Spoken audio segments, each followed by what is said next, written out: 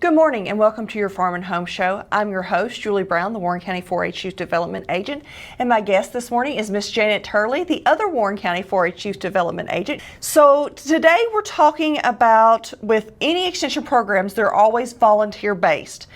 So tell us a little bit about what does a club leader do and what are you kind of looking for as a club leader?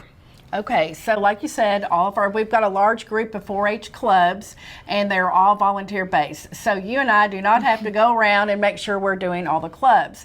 And that extends the reach of our programming. So we are always looking for more volunteers, and our current volunteers right now, they are club leaders of various clubs. So we've got our livestock and dog clubs, we've got our cooking clubs, we've got our small engines. So we've got all these different clubs and we do have volunteers for these clubs.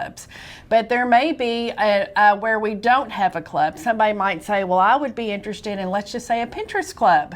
I hear another county has that. That would be really cool to have a Pinterest club. But in order to have that is we need somebody to step up and say, hey, I'd be willing to lead that. Let's say someone, they're like, oh, I would be interested in teaching that club.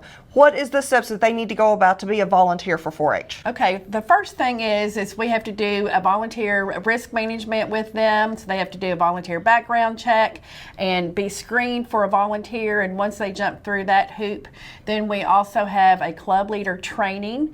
And we've got one coming up. If for some reason you miss the club leader training, we will definitely bring you on board no matter what.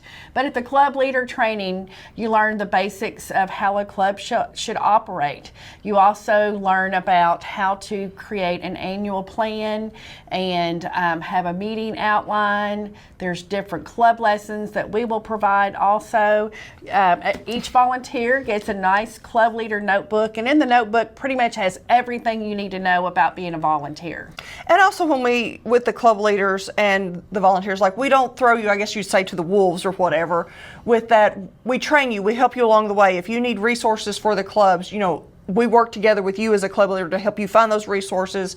We've had small engines clubs and we've worked on finding grants for that small engine club. Same thing with some of our dog clubs or other livestock clubs. We've found grants for things that they need along the way. So don't think that you become a club leader and all these expenses is going to come out of your personal pocket. We, as a 4-H Council and 4-H agents, we work with our club leaders to help them out. With club leaders, do they have to meet at the extension office, or can they meet, let's say that they live in Oakland, could they meet somewhere in Oakland? So not everything is based at the extension office. A lot of our clubs do meet at the extension office, but we are happy that if people find someplace out in the community to have either at a school or another community building, that's perfectly fine.